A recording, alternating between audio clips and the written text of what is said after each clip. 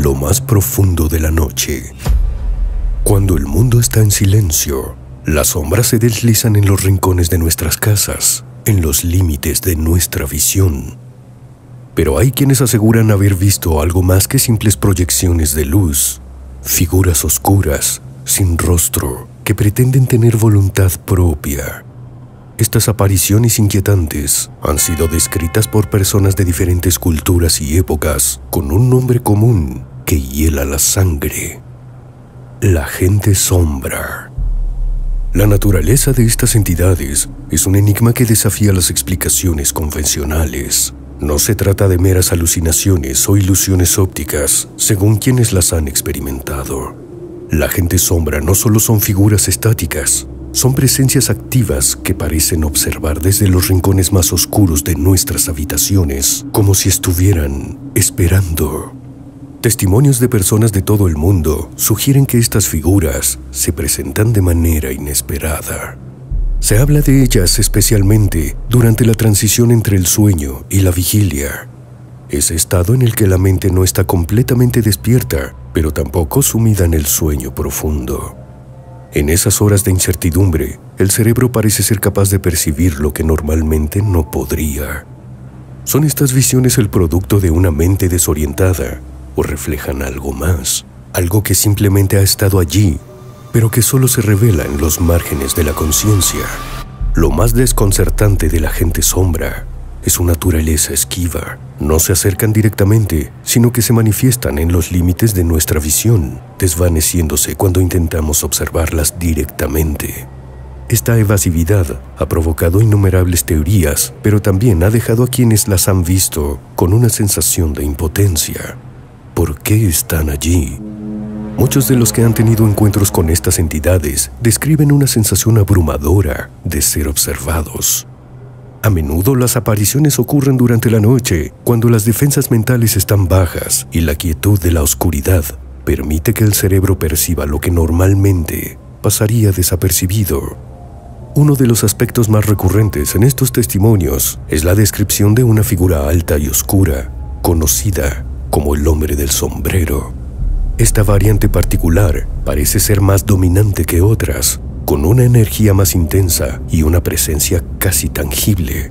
Los que han visto al hombre del sombrero hablan de una figura con un sombrero de ala ancha, cuyos ojos, si es que los tiene, no son visibles. No hace ruido, no se mueve rápidamente, pero su mera presencia evoca una sensación de peligro inminente. A diferencia de otras versiones de la gente sombra, el hombre del sombrero parece tener un propósito más definido, aunque aún permanece desconocido. Las explicaciones para estas experiencias varían ampliamente. En el ámbito de la psicología, se sugiere que las apariciones podrían ser producto de la parálisis del sueño, una condición en la que el cuerpo está inmovilizado temporalmente, mientras la mente permanece parcialmente consciente. Durante este estado, el cerebro puede generar imágenes o sensaciones aterradoras que se sienten completamente reales. La idea de estar despierto, pero incapacitado para moverse, alimenta el miedo y la sensación de vulnerabilidad, lo que podría explicar por qué la gente sombra suele aparecer en estos momentos. Sin embargo, estas explicaciones no satisfacen a todos. Algunos creen que estas figuras no son simples ilusiones, sino entidades reales que interactúan con nuestra realidad de maneras que aún no comprendemos. Estas teorías sugieren que la gente sombra podría ser seres interdimensionales, visitantes de planos de existencia que coexisten con el nuestro, pero que rara vez se cruzan con nosotros.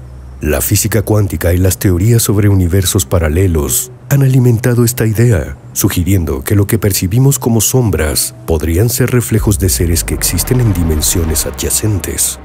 También existe la noción de que estas entidades podrían ser manifestaciones de energía negativa o de emociones reprimidas. En muchas culturas, las sombras han estado asociadas con la muerte, el miedo o el sufrimiento. Quizá la gente sombra no son seres con conciencia propia, sino proyecciones de la energía oscura que a veces acompaña a eventos traumáticos o lugares con una historia de dolor.